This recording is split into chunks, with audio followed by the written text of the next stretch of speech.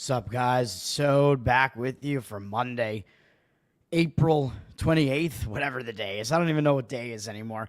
What day it is anymore, excuse me. All good things have to come to an end, so the streak did end yesterday. We wound up with a 4-4 day, though, so it was only a slight loss. Even in the the streak discontinuing, hopefully it's not going to be a slump continuing. We're in the middle of playoffs here, baby, and I usually do well. NBA and NHL playoffs, as I said, the zigzagging, getting the art of that down, and now it's more of a modified zigzag after the books figured out like that the zigzag works really well. So you gotta pick spots a little bit differently, but that's about it. Baseball kind of hurt me yesterday. It started off nice. We did have the Brewers winning early, but at the same time, the Winnipeg Jets were losing, so that turned into a slight loss there yesterday, so that wasn't great. We did win on the Milwaukee Brewers, though, so that worked out all right. A nice call by me there. But then the day started to get worse, of course, as we had Atlanta losing. I don't know how the Braves lost with Schwellenbach on the mound, man. He didn't pitch that badly. And then Fott also was kind of dueling him. It was a pitcher's duel, which I wasn't really that surprised by that. But then it gets into the bullpens, and Bummer is a bummer, and he just immediately blows it and gives up 3 runs for Atlanta as soon as he comes in. So that was basically the game there. That was the situation. We did hit on the Texas and San Francisco Giants under, so that hit. So we're sitting on the day at 2-2. However, the other two totals both lost, with Miami, Seattle under. That going over definitely surprised me. And if you told me that the over part of it was going to be more the fault of Max Meyer, I would not have believed you. I mean, Max Meyer, he was a huge part of that handicap. I'm surprised that he did as poorly as he did against a pretty bad Seattle lineup that had never seen him before, and in Seattle, which is a pitcher-friendly park. It just doesn't make sense. What can you do about it? I apologize for that one. And then Tampa Bay, San Diego, over was looking pretty good early on. It was they had 4 runs scored in the first 3 innings of that game. So I'm like, all right, this is looking pretty good. And then basically no more runs were scored after that. I think 2 more runs scored for the rest of the game after that. Just not what I expected in that game at all. So we're going into the night at 2-2, but then we did get Washington on the Caps. That was an easy win. That was close for a little while, but they wound up pulling away, getting the win. They were the better team there, so that hit. Unlike Winnipeg, which, by the way, I will say, Winnipeg did outshoot and outplay the Blues in that game. Winnipeg had a 1-0 lead. Of course, a lot of the reason why they had a lot of shots was because they were trying to come back after they fell behind. But still, if you were to tell me that Winnipeg had a shot edge of 10 shots on goal, I would have bet even more money on it probably. You do not expect Hellebuck to be the significantly worse goalie of the two, or Winnipeg to have the significantly worse defensive performance of the two teams there. So that just sucked. Washington got there, and then we were relying on the Celtics to try to draw us back to a 4-4 and only a slight loss on the day. And they were able to do that. It was a close game, a little bit too close for my liking. Celtics were able to put it away. As some of my NBA plays have gone down the stretch, Celtics were able to put that thing away right at the end. So large recap there, but that's the way that it was. Celtics did wind up covering. They were looking pretty decent early, and then they kind of slipped again, and then they were able to put it away late. And as I had mentioned, I was correct about the Celtics injury situation. It was only Holiday that was out. Every one of their other players did play in the game, all of their starters. So that was the case there. We did get that one done. So I'm now 10-1 in the NBA playoffs, and I believe 8-2, I think, in hockey playoffs. So still not bad, even with that one loss. Although both of my hockey losses were on favorites of somewhere between -130 and -140 something. So that's not as good as it could be. But all right, let me delete all those banners that I was using to do the recap. Move on to today. Today we have a really short card, man. So hopefully I can get this done quickly.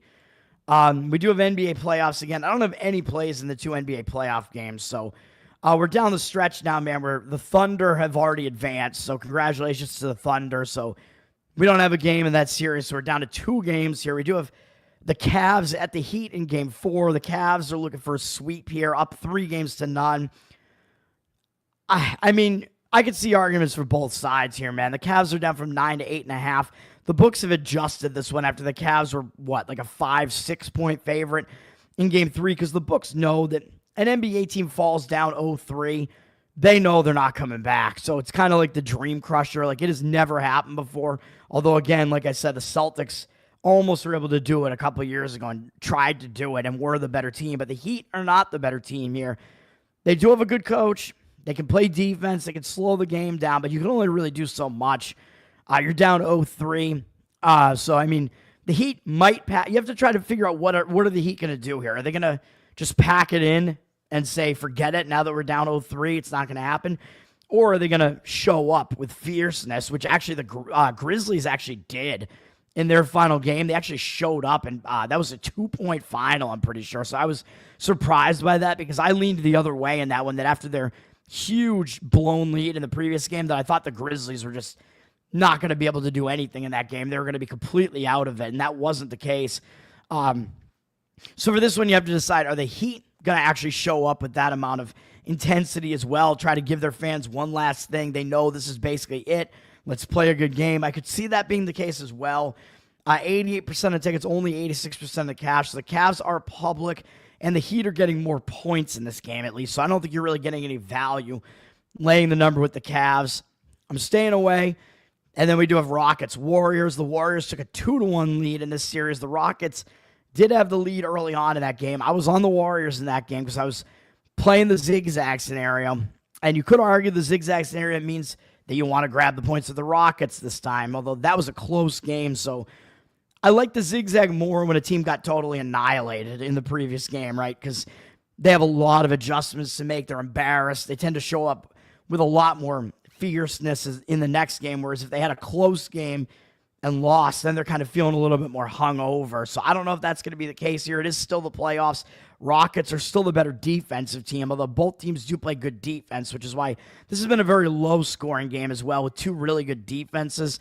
The total very low in this, or not as low as the Celtics-Magic series, but down from 202.5 to 201, so I would not really want to try to play an over in this game. The public is on the over here, although these teams have played a lot of games now, so they might be getting a little bit tired. And as far as the side, the Warriors down from 4 to 3.5. 71% of tickets, 75% of the cash coming into the Rockets. Kind of surprised with the Warriors having the big names and up 2-1 that the public would actually seemingly be on the Rockets. I don't even know if that's the case. I might have a slight lean to the Rockets to play a better game here down the stretch, even though they did, like I said, that game was close against the Warriors in the previous game. Then the Warriors pulled away, and Houston actually had a big lead early, but Houston does have a couple of advantages in that they do play defense really well. They have done decently against the Warriors this season, including their last game of the regular season, like I said, where they actually won on this floor, but Curry had a really bad game. You got to pay attention to what the Butler injury situation is, because he has an injured ass. I think he has a bone bruise, like a bruised coccyx or something, or maybe it's a bruised pelvis, whatever it is. I don't know if he's going to play. I don't know if did he wind up playing in the last game? You guys can let me know. I think he probably didn't, because I think the line actually dropped a little bit further, even though I'd laid the 3. I think the line might have dropped further. This line is kind of indicating that Butler is probably questionable again, so I don't know if we're going to see him out there or not, but that is something to know, because if he comes back, I actually would probably lean to taking the points of the Rockets even more, because it's that like reverse injured player spot where now you just played a game and you just won without Butler, assuming he wasn't in there. I could check real quick. Was he not in there in the last game? Let me see. Golden State. What do we have here? Let me just make sure that is the case. Yeah, he did not play. So if he does play in this game, then reverse injured player theory, the line might creep up a little bit more. You get more value on Houston. Butler has to work his way back into the lineup, even though obviously he improves the Warriors team, but still regaining that chemistry again after playing a game without him could be a little bit jarring. So I think my lean either way would probably be to grabbing the points with Houston, but that's not going to be a play either, so I don't have a play. First day of the NBA playoffs that I do not have a play on the game. NHL, I am going to play one of the two games here. We have Tampa and Florida, and this is the game I do have a play on, and this is going to be a zigzag spot where I will lay the price with Florida at home, minus 137 or something in that range. I like Florida. in this game. I liked them in game one. I took them in game one. This line is moving up, so you got to try to get a better price on this if you can. They're up for minus 130, minus 146. They are still public.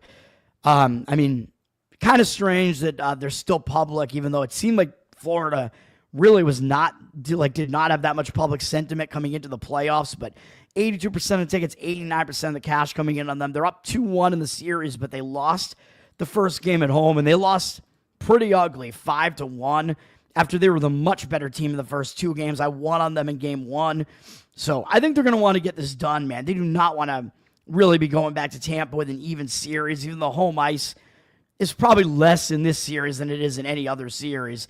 And this is a close series. These are two good teams, but I think Florida's going to have the adjustments to make it bounce back. I think they're going to be angry after that loss. I think they up 2-0 coming back home. I think they got complacent. I think Tampa really had to show up in that game so as to not, if they lost that game, I mean, there's probably no coming back from that. So they're just trying to stay alive here. Although, of course, if Florida wins this game, they'll have a stranglehold on the series too. But I think it'll be much easier for them to win this game than it was in that spot last game. You're probably going to get an all-out effort from Tampa. I'm thinking about it. I probably should have played Tampa in the game. But Florida, even though they lost the face-off battle, they had more shots in the game. Although, granted, they were losing the game.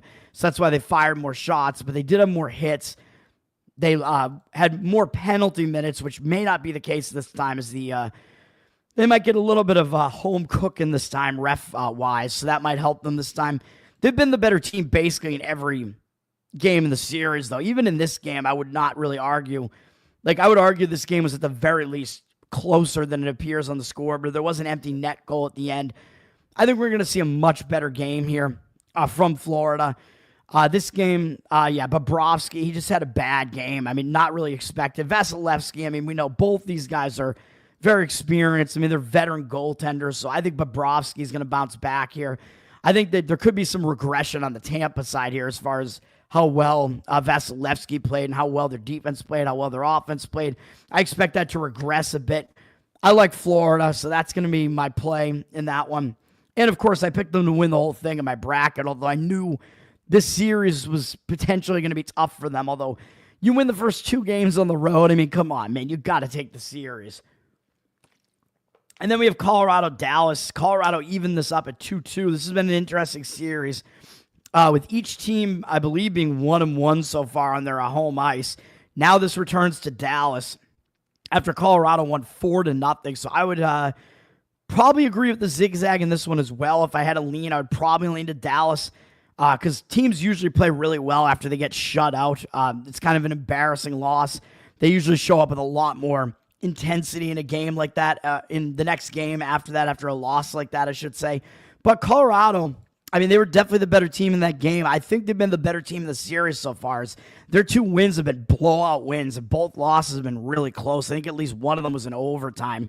So Colorado has had the upper hand in the series, and you saw my bracket special. I had them getting to the Stanley Cup final this year. So I do think they're the better team, so I do have some hesitation.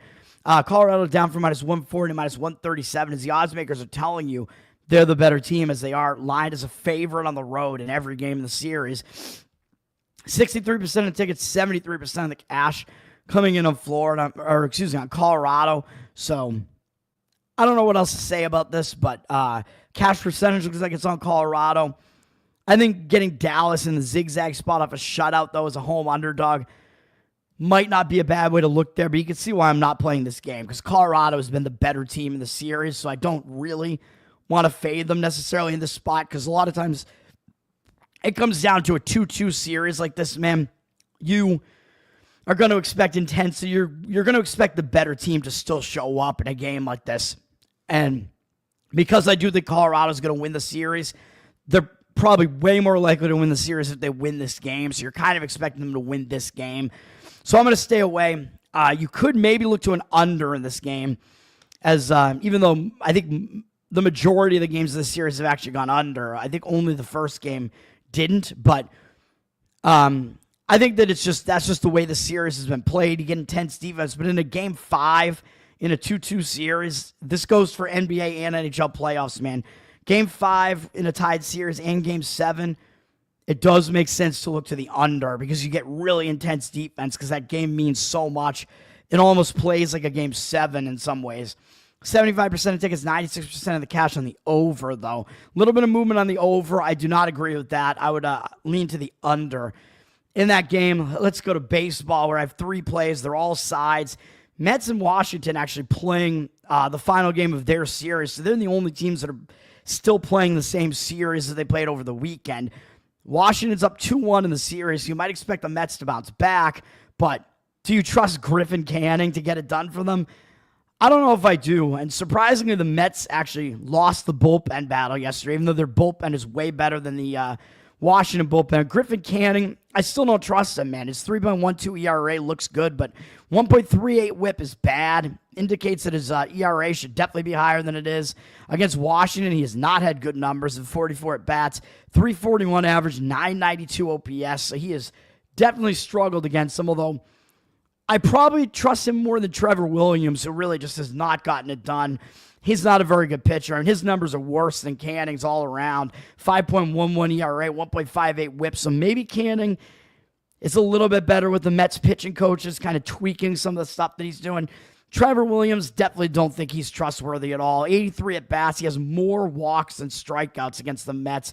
17 walks and 16 strikeouts. But he has held him to a 265 average, but 808 OPS is fairly high. So I think maybe the way to look at this would actually be to look at the over. And we've seen the total go up a little bit from 9 to 9.5, but juice to the over on the 9, up to 9.5, juice to the under. And we do see cash percentage on the under. 60% of tickets, 79% of the cash. I'll stay away. Mets are also very, very public here. I don't trust either pitcher.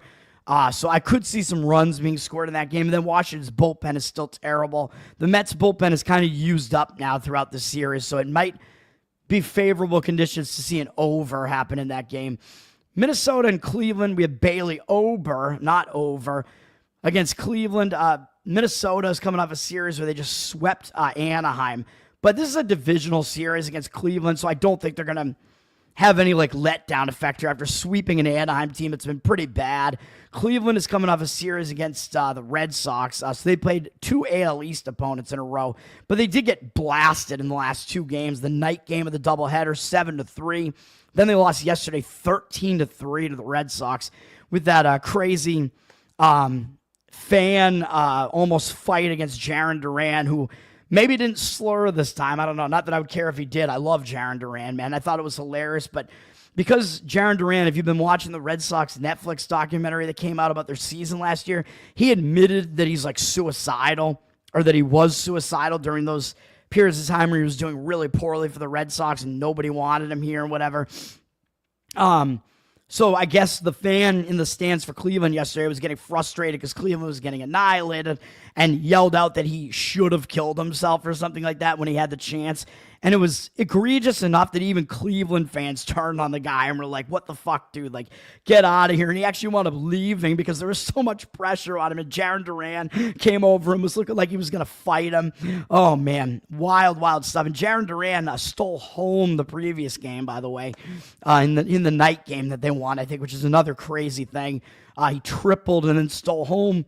And it was actually on the same date that Jacoby Ellsbury stole home in a game against the Yankees, I believe. I don't know, some number of years prior. It might have been a decade prior. I don't even know how many years prior it was, but 15 years maybe even. I think it was probably something about 15 years, and I know it was the same date, which is just kind of weird. More evidence we're living in a simulation. But back to this game. You got to look at the bullpen usage for a lot of these games. I'm not going to really go into it in that much detail because I got to get out of here. But Bailey Ober, again, I will preach. He is better than his numbers look. 5.04 ERA, 1.44 whip, not good. His career numbers have been quite good, though. 23-7 strikeout walk ratio is good. And again, I will say he had one really bad start to open the season, which he tends to do that. And then he starts turning it around. He's been way better since then. In 3 of 4 starts, he's allowed 1 earned run, and in the other one, he allowed 3. He's been much better. And against Cleveland, he does have good numbers as well. In 69 at-bats, they only have 8 hits, and they have 21 strikeouts to only 2 walks. He has absolutely dominated Cleveland. A 116 average, 373 OPS. So why do I not want to play Minnesota here? I do think he's the better pitcher over Gavin Williams, although Williams does have room for improvement here. 4.15 ERA, 1.35 whip is not very good. He's putting too many men on base, way too many walks, 12 walks. He's not allowing that many hits, which is pretty good. But against Minnesota, he has done well in a bit of a smaller sample size. I think 23 at-bats. They only have 4 hits against him, but a little bit of a red flag. He has 5 walks against him to only 3 strikeouts, but he has held them to a 174 average and 539 OPS. So we have good track record for both pitchers here, although I do think Ober is the better of the two pitchers. I would probably lean to the under because of that, but the total's gone up a little bit from 7.5 juice to the over to 8 juice to the under. 71% of tickets, 86% of the cash on the over. Doesn't really make a whole lot of sense. And Minnesota looks like a public road underdog here as well, and the money coming in on Cleveland. So a lot of market indicators on Cleveland. 64% of tickets, only 52% of the cash on Minnesota. Cleveland up from minus 118 to minus 123. Don't know that I really agree with that. Again, Ober is good, man. I would not really want to fade him, especially when his numbers are so dominant against Cleveland's hitters. Next up, Yankees, Baltimore. This is going to be more of a like a trap line play here with I'm going to play on Baltimore as a small home underdog here, even though, yes, they're returning home from a road trip, but it was only a 2-series road trip, and the first series was in Washington, so was that really even considered to be going on the road? I don't really know. I mean, that's basically just up the road from Baltimore. Then, yes, they did go out to Detroit, but they're coming off getting swept, man. So I think, and coming off being shut out 7-0. So I think Baltimore is going to be focused here. And they don't have any days off. And like I told you, on the return home spot, it actually alleviates it somewhat when you have no days off because you don't really have time to return home and like try to get things done. You have to play baseball again right away.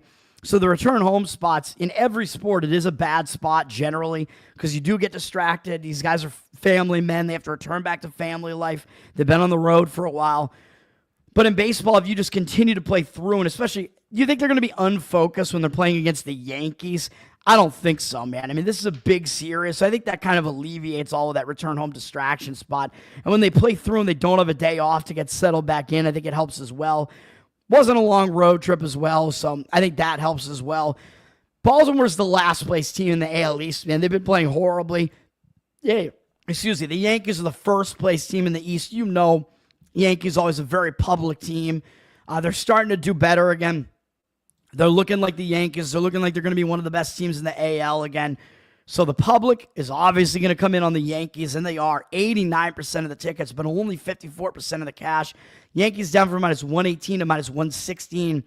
So it looks way too easy to take the Yankees here, right? Where it's basically pretty much just a pick the winner price here. It looks so easy to take the Yankees, but the books are not throwing money away here, man. So I will fade the public sentiment here and grab Baltimore as a small home underdog as bad as they've been playing. Yes, I know the Yankees bullpen is the better bullpen, although they have had some struggles recently. Baltimore, I mean, they have talented hitters that just haven't gotten it going yet. And maybe this is going to be like a game where they could do something here. As the Yankees are coming off beating Toronto in a series. So they're coming off a series where they only allowed 3 runs in the entire series. Beating an AL East opponent, pretty big series for them, although, of course, they're playing another AL East opponent here. But this is the bottom of the barrel here with Baltimore, bottom team of the division. I don't know if they'll continue to sit there, but Will Warren is pitching for the Yankees, and he is definitely a guy that you could fade. 4.79 ERA, 1.26 whip isn't that bad. I mean, he's been okay. Like, he hasn't allowed more than 4 earned runs in any start, but he also has not gone more than 5 innings in any start. So you're probably not going to get a deep start out of him. And in 2 of his 5 starts, he has not gone more than 4 innings. So that's not a great sign. Yes, I know Baltimore's never faced him before. I can bring up Baltimore here.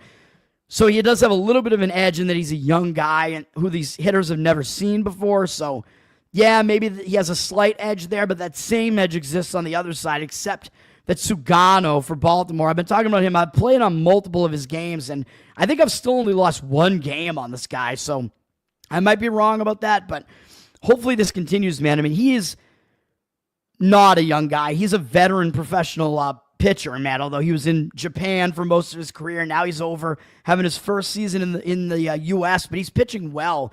1.14 ERA, 3.54 WHIP. That's all good. I know he's not a strikeout guy. 9 strikeouts, only 5 walks is good. I mean, he's not putting guys on base really. He just doesn't strike guys out, but he does get a lot of ground balls.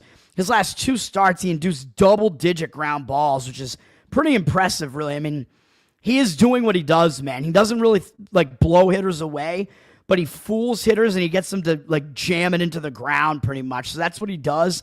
He throws breaking pitches and shit that drop down out of the zone, and hitters basically kind of miss and drive it into the ground. That's what he does. So I like that. And he's going much deeper into games. He's gone 7 innings in each of his last 2 starts. So they're starting to trust him more, unleash him a little bit more, ramp him up a little bit. He's getting used to playing in the U.S. And, of course, like I said, he has the same edge that Will Warren does and that the opposing lineup has never seen him before. I just think Sugano, way more trustworthy at this point, as his season has been quite good so far. He hasn't allowed more than 3 earned runs in any start either. He's gone deeper into his starts than Will Warren has with those last 2 starts. So all of that, especially because of what the market looks like, we're going to take Baltimore here. And Baltimore, they didn't use that much of their bullpen yesterday, even though Dean Creamer was terrible. As I said, he is terrible.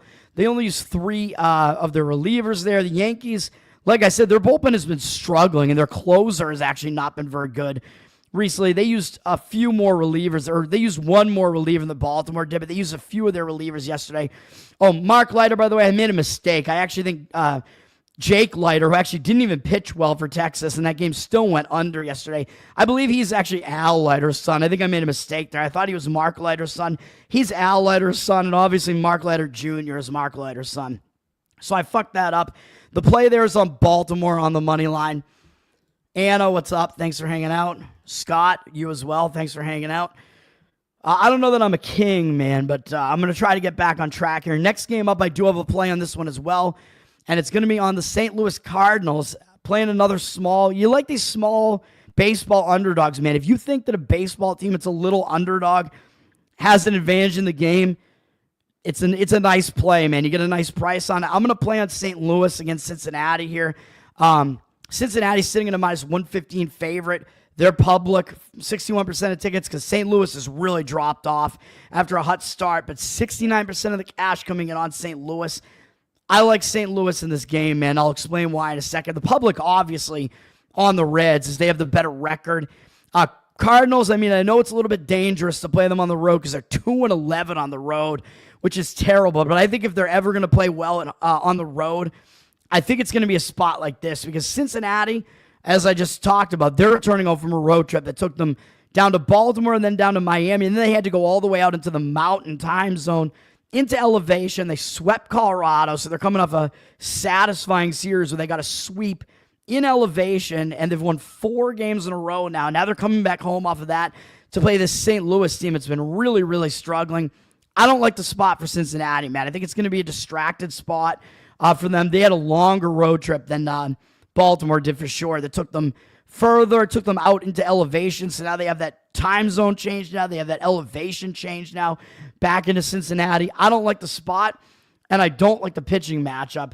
And if you look yesterday, I mean, they did use some of their relievers over the last couple of games. They didn't use that many yesterday, but the game before that, they did use some more. St. Louis, they used some of their best arms the day before yesterday, but yesterday they got blasted. I was against St. Louis yesterday, so they didn't use as many relievers yesterday, and a couple of the guys didn't really get taxed yesterday, like King especially, so if they wanted to use them again, they still might be able to. Cardinals, yeah, I mean, they won that series, pretty satisfying series win against Milwaukee, but they lost 7-1 yesterday, and I think it's going to be good for them to just get out of home after an ugly loss. I thought that was a bad spot for them. As I said, I was on Milwaukee yesterday. Now they get to go out on the road, get to try to play a better game here, and if you look at the starting pitching matchup, I think this is a lot better for St. Louis with Andre Pallante on the mound. He's a guy that maybe we should start to trust these Italians, if they are Italian, a little bit more here. Or is Pallante Hispanic? I don't even know. Pallante and Liberatore especially are actually pitching a lot better than I thought, and they're both guys where professional bettors were on them like last year, and I was like, why are they on these guys? But maybe these guys, there is something to it.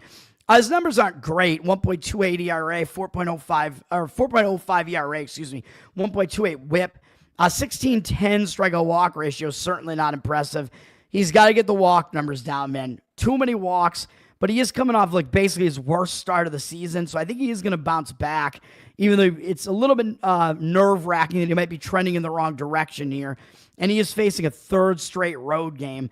And it's in a bad pitching environment in Cincinnati, so I know all of that looks a little bit iffy, but the market seems to agree with me on this because I think of the spot, that it's a return home spot for Cincinnati, but also Palante, specifically against Cincinnati in 64 at-bats. Yeah, he's walked too many guys, 7 compared to 13 strikeouts, but he's held them down big time. A 188 average, 486 OPS, and a pretty decent sample size, so I think Palante does have the upper hand here. If you look on the other side, Nick Martinez, his numbers are worse than Palante's. I mean, he's an older dude, kind of a journeyman type of pitcher here. I mean, he's a decent pitcher, but he's not great. 5.4 ERA, 1.39 WHIP. None of that is very good. And against St. Louis, he does not have good numbers. 25 at-bats. I know it's a small sample size, but he has more walks and strikeouts. 3 home runs allowed, 4 walks, 2 strikeouts, 320 average, and 1,134 OPS. So he has struggled against these St. Louis hitters. So I'm going to go with the better situation, what I think is actually the better of the two pitchers. Even though I know Palante's walk number is not good, strikeout walk numbers do mean something, but the whip is actually worse on Martinez's side. And he's got a decent amount of walks as well, 9 walks. I mean, it looks better just because it's not double digits, but that's not that great either. 23-9, it's okay. More hits than innings pitched. He has not gone 6 innings since his first start. He's gone fewer than that in every other start, and they've lost every game that he's been on the hill. The Reds have lost. And he's only pitched twice at home, and he hasn't really done particularly well in those games, although his first game actually was fine. Last time was against a weak Seattle lineup, and he was pretty bad in that game back at home, so it's not a friendly pitching environment. I would argue Palante does have the upper hand there, so that's what will be on Palante. A's in Texas is my final play, and I'm going to be on the A's minus 104. I know that seems insane. We're going to play the A's here.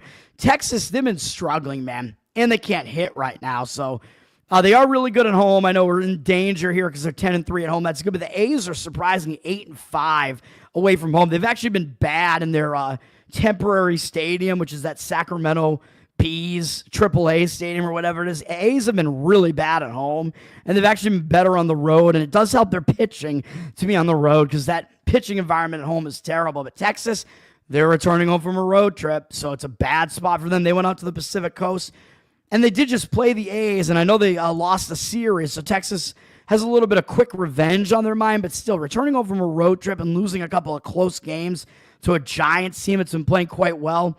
I think they're in a bad spot, man. It's a distracted spot. Texas's offense has really, really been struggling this year. And I'll talk about it in a minute. I do not like the pitching matchup either.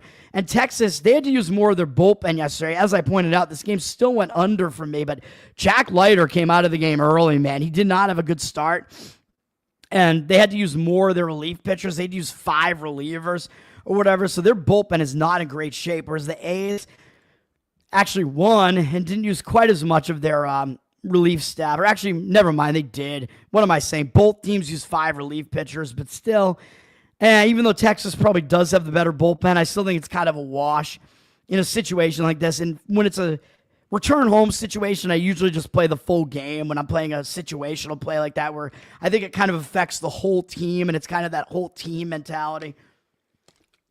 Whereas the A's just beat the White Sox, and now they're going out on the road. So I think they have a little bit of momentum now going out on the road here. And they've actually won 4 of the last 5 games. So the A's, not as bad a team as people think. Their hitting is actually not bad. They're actually the better offensive team over Texas, which you wouldn't think. And they got J.P. Sears on the mound, and he's probably Oakland's best pitcher. I mean, the Yankees actually traded him away, and he's been decent. 1.11 WHIP, 3.21 ERA this year. Not bad. 23-6 strikeout walk ratio, pretty good. He's not walking guys.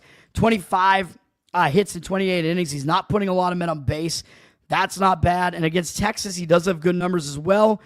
237 average and 706 OPS. Getting a little bit into higher territory, but not too concerning in a huge sample size, to 118 at bats. He's done pretty well against this Texas lineup here. And then 26-6 strikeout walk ratio. Also pretty good. I trust Sears a lot more, of course, than Patrick Corbin, who, again, I keep saying I don't know why he's still in the league, although he has somehow limited his opponents here. The A's just saw him. Both of these pitchers were just seen in that last series, so there's no advantage one way or the other there because both lineups did just see these opposing pitchers. But Patrick Corbin, 1.53 whip. I mean, come on, man. He's got 5 strikeouts and 10 walks, more than 1 hit per inning. You know this means his ERA is going to skyrocket. You cannot put 1.5 men on base and maintain a 3.77 ERA, 1.53 men on base per inning. And we know Corbin, his numbers have been horrific the last few years. It's like, why is he even still in the league? I don't know. I mean, he hasn't been good at all since like 2019, basically, with Washington. His career, I think, was over a while ago. And against the A's hitters, not good. 47 at-bats, 5 walks, 9 strikeouts. That's not very good. 3 home runs allowed, not good. 298 average, 919 OPS. So I think Sears is the better pitcher in general. We have the better situation. Bullpen, kind of a wash, in my opinion. And we have the better, of the starting pitching matchup here and the better offense on the side of the A's. So we will be on the A's in this one. And it looks like the market probably agrees with me here again. Texas kind of just sitting around that same price. Very public, 78% of the tickets and cash right now. I did see the cash percentage being on Oakland. I think it may still be. We're fading the public here. I mean, the public does not want the A's. No, they're not on to the A's actually being a decent offensive team now, which I wasn't until pretty recently. So give me the A's. That is my final play of the day. And then real quickly before I get out of here, I lean under in Detroit, Houston. Jack Flaherty and Ronel Blanco both have good numbers against these opposing lineups. Probably lean to Colorado as a big underdog at home as Ryan Feltner actually got pushed back. Although hopefully that doesn't affect his rhythm because when pitchers don't pitch on their normal schedule, sometimes it throws them off. But he is really the only Colorado starting pitcher that you can trust at all. His numbers are okay. And of course, Bryce Elder, on the other hand, he is a terrible pitcher, man. And his numbers against Colorado suck as well. But Feltner, his numbers are bad against Atlanta as well. So I lean to Colorado, grabbing them as a home dog here. I don't think it's a great spot for Atlanta going out into elevation, but also the over makes sense. I mean, it's Coors Field, but both these pitchers could give it up as well. And then, of course, the Dodgers, not very interesting here. They're a huge favorite, as usual. Dustin May has actually been pitching pretty well, and Miami's lineup has never seen him before. So he has a little bit of an edge there. And Dodgers, we're going to have to see what happens because Glasnow got hurt again really early in yesterday's game. He was only an inning into the game. He allowed 2 runs, and he hurt his shoulder. It looked like it was an elbow injury, which would be worse, I think, but shoulder not good either, so hopefully that guy stays healthy, man, because he is fun to watch pitch. And his story where, he met his girlfriend because she was a fan when he was in Tampa, and she, held up a sign for him, and he went and, she gave him her number or something. He went and, called her up, and now they're dating or whatever. I think they still are, hopefully. Good story with Tyler Glasnow, so I like the guy. Don't like the Dodgers, but I like Glasnow, so hopefully he is not injured to that extent because that's going to, LA has a lot of good starters. That is going to affect them there. But anyway, Dustin May should have a decent matchup here against Miami, who's not good at hitting. Haven't seen him before. And Edward Cabrera, he's a guy I always talk about. He has good stuff. He can definitely strike guys out, but he is wild, man. He has not gotten his wildness issues under wraps at all, and he still walks a ton of guys. But Dodgers are just way too big a favorite. You can't really lay them as a favorite price in, with a price like this. You can find other ways to play the game if you like it. Maybe play May to go a certain amount of outs into the game or something like that because you think he might have a good game. That might be the way to kind of play the Dodgers side if you think they do have the upper hand here, which they do. Their hitting has also been struggling as well, but that's going to do it, man. Tower Gang Tone on Twitter, patreon.com/TowerGang. And if you are a patron, Bohemian Grove tickets are out now, or at noon today, I should say, for patrons only. Patreons only. That's going to be in late June in Leesburg, Florida. We have a nice lineup, man, with Owen Benjamin, Sam Tripoli headlining it. Shane Cashman will be there. Live Nephilim Death Squad, live Tower Gang. Go check it out. And then on sale to the regular public Friday. Tower Gang, baby. Thanks for hanging out, guys, and peace out. Andrew, nice to see you as well. It's the A-team, baby. Peace out.